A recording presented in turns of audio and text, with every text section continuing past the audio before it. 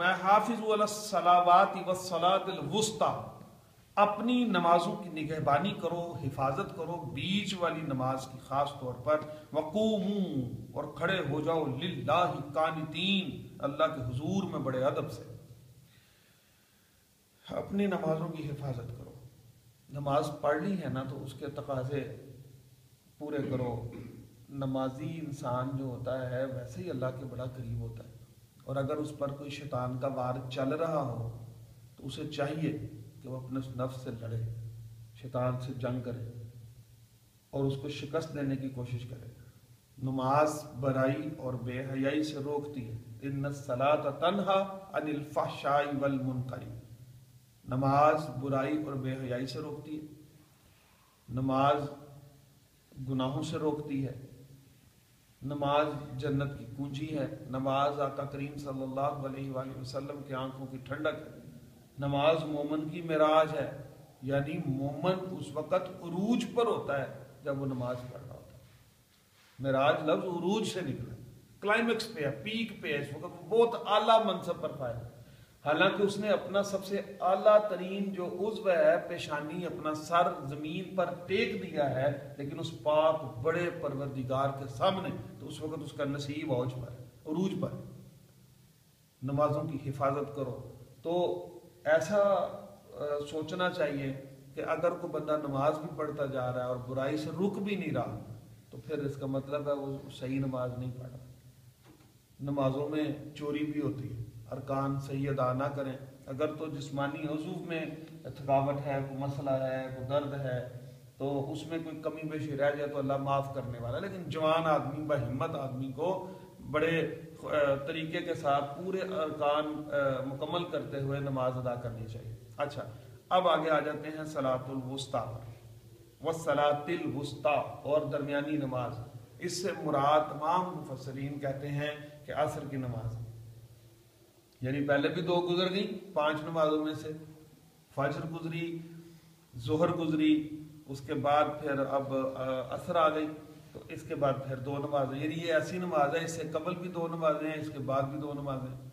اور ویسے بھی احادیث مبارکہ میں اس وقت کے حوالے سے بڑی جو ہے نا وہ روایتیں آتی ہیں، فرشتے ڈیوٹی بدلتے ہیں، ایک فجر کے وقت بدلتے ہیں، ایک عصر کے وقت بدلتے ہیں۔ تو کیا ہی اچھا ہو کہ فرشتے ڈیوٹی بدلیں، اللہ کو تو ویسے سب پتہ ہے، وہ جا کے کہیں جی ہمارا فلاں بندہ نماز پڑھ رہا تھا، یعنی ڈیوٹی اس حالت میں فرشتوں کی بدلے کہ ایک جماعت جو ہے وہ جائے تو کہ نماز پڑھ رہا تھا، دوسری آئے تو کہ نماز پڑھ رہا تھا۔ تو اس لیے نا اپنی خاص طور پر درمیانی نماز کی ضرور حفاظت کرو۔ تو اس میں فرمایا کہ وقوموا للہ قانتین، کھڑے ہو جو اللہ کے حضور بڑے ادب سے۔ اللہ کی بارگاہ میں جب آنا ہے تو بڑے ادب سے آنا ہے۔ مسجد کے بڑے تقاضے ہیں، مسجد میں اونچی آواز نہ نکلے، مسجد میں بھاگنا نہیں ہے، شور نہیں کرنا، مسجد میں ہنسنا نہیں ہے، مسجد میں جو ہے وہ بلا وجہ بغیر کسی عذر کے، میں پھر بتا رہا ہوں جو بوڑھے ہیں، ضعیف ہیں، وہ پہلو بدلتے ہیں، ٹانگیں پھیلا دیتے ہیں، مجبوری ہے، زیادہ دیر تک رہنا ہے تو ٹھیک ہے، لیکن یہ کہ مسجد کا تقدس یہ ہے کہ سمٹ کر بیٹھا جائے، آرام سے بیٹھا جائے، ادب سے بیٹھا جائے۔ اچھا آپ دیکھیں نا، ہم کسی کے گھر مہمان جائیں تو کبھی ایسا ہوا ہے کہ اپنے گھر والی پوزیشن میں اپنی مرضی سے جہاں مرضی بیٹھ کے جدھر مرضی ٹانگیں کر لیں؟ کبھی ایسا نہیں ہوا۔ ہم بڑا اپنے آپ کو سمیٹ کر بڑے اچھے طریقے سے، بڑے ایٹیکیٹس رکھتے ہوئے ہم کسی کے گھر میں مہمان ہوتے تو بیٹھتے، چاہے ہمیں کتنی دیر بھی بیٹھنا پڑے تو ہم جو ہے نا بڑے تردد کے ساتھ بیٹھے ہوتے ہیں، اہتمام کے ساتھ بیٹھے ہوتے ہیں، طریقے سے بیٹھے ہوتے ہیں۔ تو اس لیے سب سے زیادہ تو یہاں بھی حق ہے کہ مسجد میں بھی بڑے ادب سے بیٹھا جائے، احترام سے بیٹھا جائے، اللہ کے حضور میں باادب طریقے سے حاضری ہو۔ تو یہ چیز ہمیں بچوں کو بھی سکھانی ہے بڑے پیار سے، ان کو نہیں پتہ ہوتا، مسجد کے آداب کا نہیں پتہ، مسجد کے تقاضوں کا نہیں پتہ، لیکن ان کو بار بار سمجھائیں، ان کی تربیت کرنی چاہیے ہمیں۔ اور نوجوانوں کو خاص طور پر ایسا بعض دفعہ ماحول بن جاتا ہے کہ جیسے مسجد میں ہنسی مذاق ہو رہا ہے، تو یہ بالکل ایسی بات نہیں ہونی چاہیے. اور اللہ کے حضور میں جب نماز میں بھی کھڑے ہوں تو بڑے ادب سے کھڑے ہوں, لباس کو پورا رکھیں.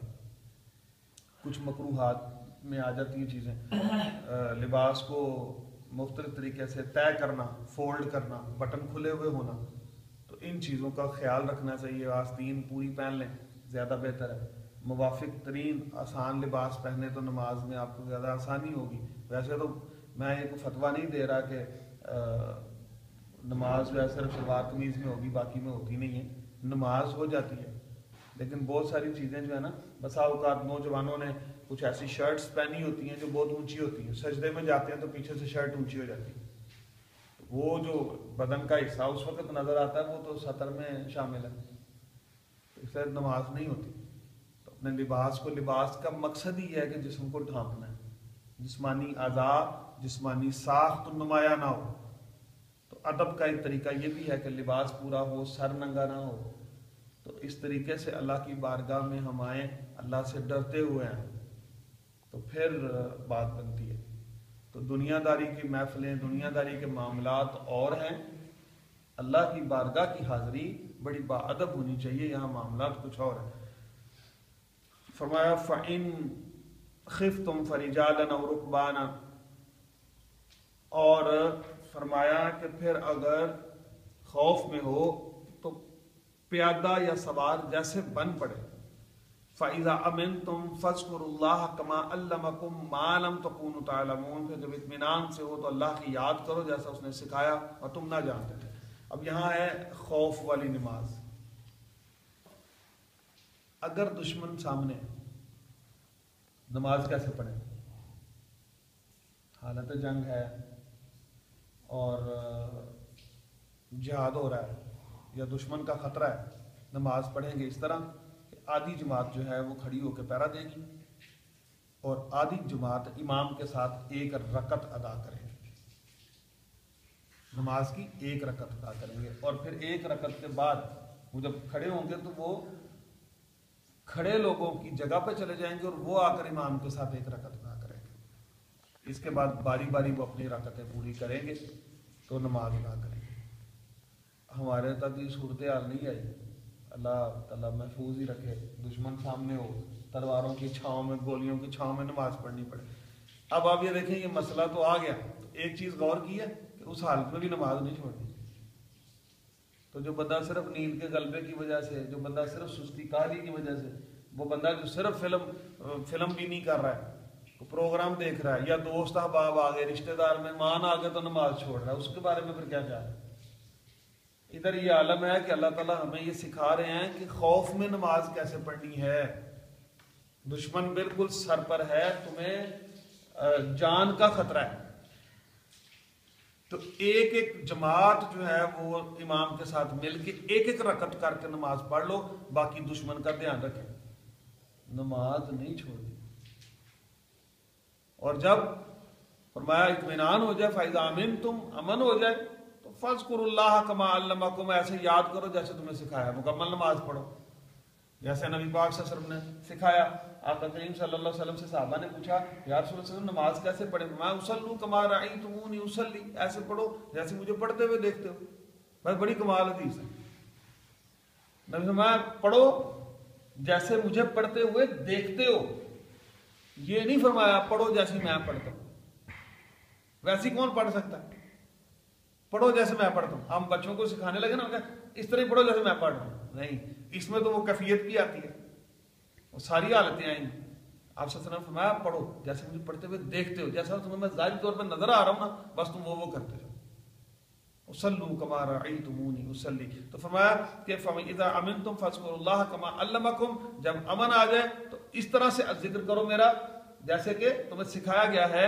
مَا لَمْ تَكُونُوا تَعْلَمُونَ, جو تم نہ جانتے تھے. پہلے تمہیں اس کا پتہ نہیں تھا, پھر تمہیں نماز سکھائی, ذکر سکھایا, تو جب حالت امن میں ہو, سکون میں ہو, تو پھر پوری نماز تسلی سے ادا کرو. بصورت دیگر خوف میں ہو تو پھر ایک ایک رکعت جو ہے وہ ادا کریں گے. وَالَّذِينَ يُتَوَفَّوْنَ مِنْكُمْ وَيَذَرُونَ أَزْوَاجًا وَصِيَّةً لِأَزْوَاجِهِمْ مَتَاعًا إِلَى الْحَوْلِ غَيْرَ إِخْرَاجٍ فَإِنْ خَرَجْنَ فَلَا جُنَاحَ عَلَيْكُمْ فِي مَا فَعَلْنَ فِي أَنفُسِهِنَّ مِن مَّعْرُوفٍ وَاللَّهُ عَزِيزٌ حَكِيمٌ. فرمایا اور جو تم میں فوت ہو جائیں اور بیویاں چھوڑ جائیں وہ اپنی عورتوں کے لیے وصیت کر جائیں سال بھر تک نان نفقہ دینے کی بے نکالے. اچھا یہ ایک حکم تھا پہلے کہ سال بھر عورت جو ہے وہ خامند کے گھر میں رہے گی, سال اس کا خرچہ خامند کے گھر والے اٹھائیں گے. پھر جو حکم آیا نا جو ہم نے پہلے پڑھا وہ اس حکم سے بدل گیا. کیا عدت ہے 4 ماہ 10 دن, اور دوسرا یہ کہ بیوی کا 8واں حصہ بھی وراثت میں مقرر کر دیا. لہذا اب یہ جو سال رہنا اور سال کا خرچہ ہے نا یہ بات پھر یہاں منسوخ ہو گئی. تو حکم یہ آ گیا کہ اب 4 مہینے 10 دن عورت عدت کرے گی اور اس کا جائیداد میں 8واں حصہ ہو جائے گا. ٹھیک ہے, تو اب یہ حکم اس طرح سے نہیں ہے. تو فرمایا کہ پھر اگر وہ خود نکل جائیں تو تم پر اس کا مواخذہ نہیں, یعنی اگر وہ عورت خود چلی جائے جا کے اپنے گھر میں عدت کرنا چاہ رہی ہے تو پھر تم پر اس کا مواخذہ نہیں ہے جو انہوں نے اپنے معاملہ میں مناسب طور پر کیا. اللہ غالب حکمت والا ہے. وَلِلْمُطَلَّقَاتِ مَتَاعٌ بِالْمَعْرُوفِ, اور طلاق والیوں کے لیے بھی مناسب طور پر نان نفقہ ہے. حقاً علی المتقین, یہ پرہیزگاروں کے لیے واجب ہے. آپ نے دیکھا اللہ تبارک و تعالیٰ ہر ایک پر احسان کرنے کا حکم دیتا ہے. جدائی بھی ہو گئی, علیحدگی ہو گئی ہے, لیکن احسان ضرور کرو, بہتری کرو, کسی کا بھلا کرو, کسی کے ساتھ ہمدرد رہو, ہمدرد رہو. اور یہ متقین کا وتیرہ ہے, یہ نیک لوگوں کا, اللہ سے ڈرنے والوں کا شعار ہے کہ وہ اللہ سے ڈرے ہوئے ہوتے ہیں, مخلوق پر رحم کرتے ہیں. چاہے کیسی بھی کوئی مشکل آ جائے, اختلافات آ جائے, لیکن اخلاق کا دامن, اچھائی کا دامن, بھلائی کا دامن, نیکی کا دامن اپنے ہاتھ سے نہ چھوڑیں. اللہ تعالی ہمیں عمل کی توفیق عطا فرمائے. وآخر دعوانا ان الحمد للہ رب العالمین.